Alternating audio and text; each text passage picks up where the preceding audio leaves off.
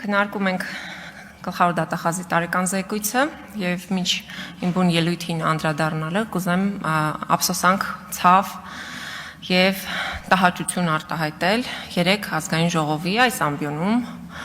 վարչապետի վարքագծի վերաբերյալ, որովհետև անկեղծորեն ես վատ եմ զգում, որ ես գտնվում եմ այն նույն սրահում, որտեղ Հայաստանի թիվ 1 բարձրաստիճան պաշտոնյան իրեն դրսևորում է այդպիսի վարքով։ Իհարկե ես դրա մասով համապատասխան իրավական գործընթացներ նախաձեռնել եմ արդեն եւ երկուշաբթի օրը համապատասխան կառույցները կստանան բոլոր դիմումները։ Տիկին դատախազ, անցած տարի ես այստեղ երբ որ ելույթ ունեցա եւ հայտարարեցի մի շարք կոռուպցիոն գործարքների մասին, ես ձեզ խնդրեցի այս 1 տարվա ընթացքում դուք դրանցով զբաղվեք եւ հաջորդ հաղորդման ժամանակ տեղեկացնեք, թե ինչ եք արել։ Ես ձեր հաղորդման ժամանակ անկեղծ ասած չտեսա այդ տեղեկությունները, չլսեցի եւ հիմա շարունակելու եմ դրանց մի մասի հիշեցումը եւ նաեւ նոր դրվագներ եմ Երևան բերելու։ Հիշեցում համար 1 2023 թվականի հուլիսի 31-ին Երևանի ավագանու ընտրություններին ընդառաջ իշխող քաղաքացիական պայմանագիրը դրա համահավաք արեց 996 նվիրատուներ 509 միլիոն դրամ ստացան կամ մոտ 1 միլիոն 250 հազար ԱՄՆ դոլար Մարդկանց անուններից փոխանցումներ արվեցին, որոնք որ հայտարարեցին, որ իրենք չեն արել այդ փոխանցումները, օրինակ Երեմյան Production-ի աշխատակիցները, որոնց տարեկան հասույթը չի բոլորում 2.5 միլիոնը, բայց ամեն մեկը 2.5 միլիոնի փոխանցումներ են արել ՔՊ-ի հաշվին։ Դուք այս հարցով ոչինչ չարեցիք տիկին դատախազ, համենայն դեպս ոչինչ չասացիք այդ մասին։ Եթե արել եք, կխնդրեմ ամփոփիչ ելույթի ժամանակ հայտարարեք, թե ինչ միջոցներ եք ձեռնարկել։ Հիշեցում 2 Մեկ տարի առաջ ձեր ուշադրությունը հրավիրեցի Հայաստանի ֆուտբոլի ֆեդերացիայի արկա խնդիրների մասին, որը բոլոր վերահսկողությունից դուրս է։ Դուք այսօր խոսում եք ֆուտբոլի ֆեդերացիայի այլ գործի մասին, ես կարծեցի, թե սրան էլ եք անդրադարձել, բայց ոչ։ Խոսքս 2021 թվականին կազմակերպված մրցույթի մասին է Աբովյան քաղաքի մարզադպրոցի նորոգման։ Այդ մրցույթը երբ որ հայտարարվել է, ընկերություններից մեկը առաջարկել է 50 միլիոն դրամով նորոգել Աբովյանի մարզադաշտը։ Ֆուտբոլի ֆեդերացիան հրաժարվել է եւ պայմանագիրը կնքել է մոտ 15 անգամ ավել արժեքով 783 միլիոն դրամով եւ այդ իհարկե ֆինանսավորել է UEFA-ն, բայց դա չի նշանակում, որ այդ գումարների հետևից դուք չպիտի գնաք։ Եվ ով է շահել մրցույթը Հայաստանի Հանրապետության կառավարության եւ ֆուտբոլի ֆեդերացիայի կապը ապահովող Հակոբ Սիմիդյանի ընկերոջ Անտարային կոմիտեի նախագահ Վլադիմիր Կիրակոսյանի հարևանը։ Մարդ, որը երբեք նախկինում այդպիսի խոշորածավալ շինարարության փորձ չի ունեցել։ Իդեպ հիշեցնեմ, այդ գերթանկարժեք նորոգված մարզադաշտում 2024 թվականի օգոստոսի 20-ին կայացած խաղի ժամանակ հոսանքազրկվեց նորակառույց, նորոգված մարզադաշտը։ Ինչ է կարել 1 տարվա ընթացքում, ես չհասկացա։ Հիշեցում 3 Տիկին դատախազ օրու մեջ համայնքային հողերի վերադարձի մասին եք ազդարարում, համայնքային սեփականության վերականգնման մասին եք խոսում, բայց ես չհասկացա դուք ինչ եք արել Ծաղկաձոր քաղաքում կառուցվող 40-50 միլիոն դոլար գնահատված համալիրի մեկնարկի մասին արված իմ հայտարարությունից հետո։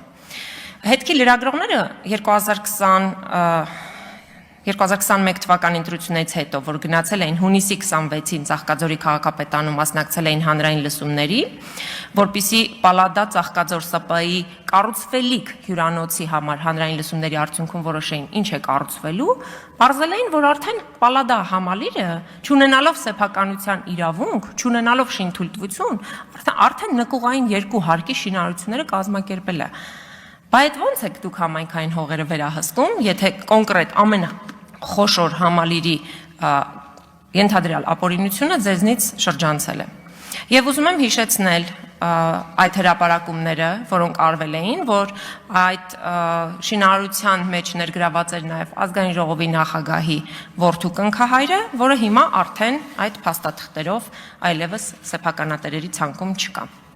Հիշեցում 4 Ես ձեզ նաև հանձնաժողովի նիստի ժամանակ հիշեցրեցի։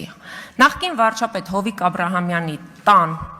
արգելանքը ով հանեց, երբ հանեց, ինչպես վաճառվեց Հովիկ Աբրահամյանի արգելանքի տակ գտնվող գույքը։ Ինչ հանգամանքներում 2022-ից քննում եք այս գործը։ Պարզա չէ, ստորագրել են մարդիկ, ովքեր որ հանել են արգելանքից։ Արգելանքի տակ գտնվող գույքը մի գիշերում վաճառեցին իշխանական սիրելի գործարար Նարեկ Նալբանդյանին։ Այս առեղծվածը բա ինչքան ժամանակ պիտի բացահայտվի։ Հիմա արդեն ավելի նոր գործերի մասին, հանրային հաշվետվողականության մասին շատ է խոսում Նիկոլ Փաշինյանի թիմակիցները, մարդիկ, որոնք գալիս էին մերժելու թալանը, մերժելու բյուջետային մսխումները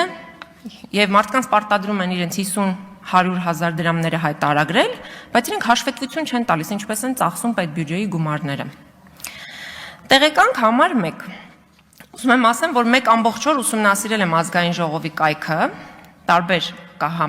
կայքերով, ընդ որում պետական մյուս ֆիննախ, պետեկամուտների կոմիտե, որպեսզի հասկանամ, օրինակ, ինչպիսի արդյունավետությամբ են ծախսվում գումարները հենց այստեղ, այս շենքում։ Եվ հետաքրքիր բաներ եմ բացահայտել։ Հիմա ես ցույց կտամ մի լուսանկար, սա Վիետնամի պատվիրակությունն է Հայաստանում։ Այս պատվիրակության մեջ ոնց նայեք, մի 3 նկար եմ տպագրել, ոնց նայենք, 1 տասնյակից ավել մարդ չկա։ Ուրեմն նայում եմ Զվարթնոց միջազգային օդանավակայաններին, այս այցի առիթով ազգային ժողովը կազմակերպել է դիմավորում ուշադրություն 133 անձի համար։ Այդ մարդիկ, ովքեր որ եկել են, որևէ մեկը այս պաշտոնական պատվիրակության լուսանկարներում չկան։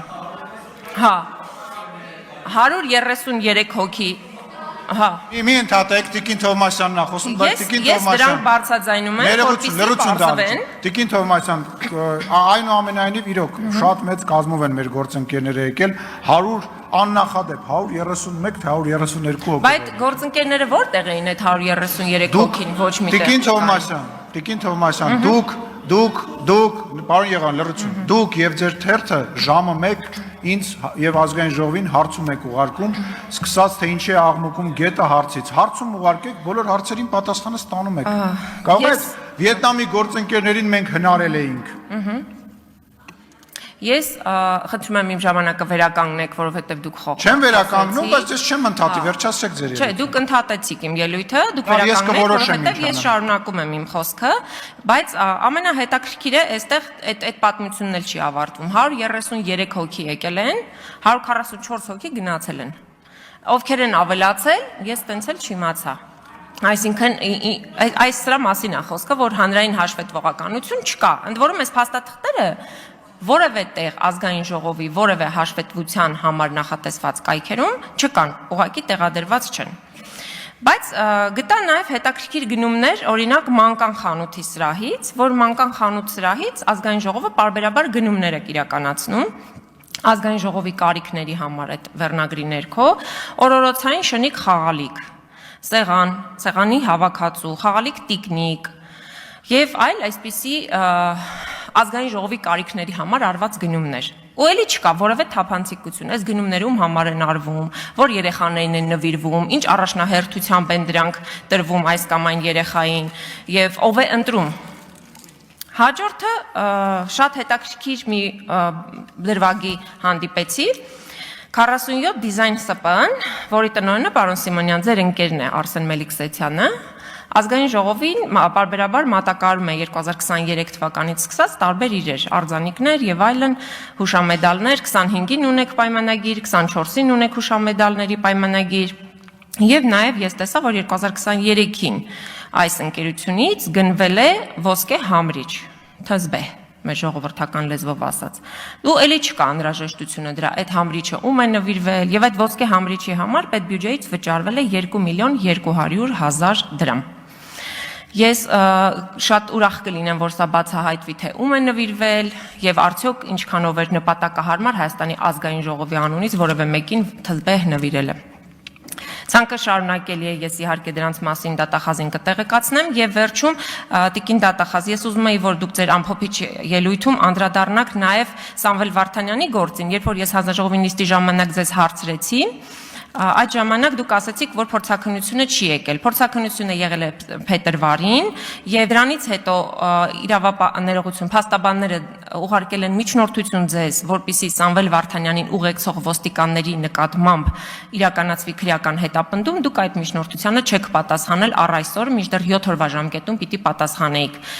Դիմումը գրվել է միջնորդությունը ապրիլի 28-ին։ Ես կուզենամ, որ դուք տեղեկություն տաք նաեւ, թե ինչ է տեղի ունեցել այս գործով, որտեղ Սամվել Վարդանյանի խոշտանգողները արդեն 1 տարուց ավել բացահայտված չեն։ Իսկ մնացածի մասով իմ հաղորդումը ձեզ ուղիղ եմ ներկայացնում, որ հաջորդ տարի չգաք ու ասեք, որ օրինակ, չգիտեմ, ինչ որ բան վրիպել է կամ ձեր ուշադրությունից վրիպել է։ Ես ուղարկում, հիմա կմոտեցնեմ ձեզ։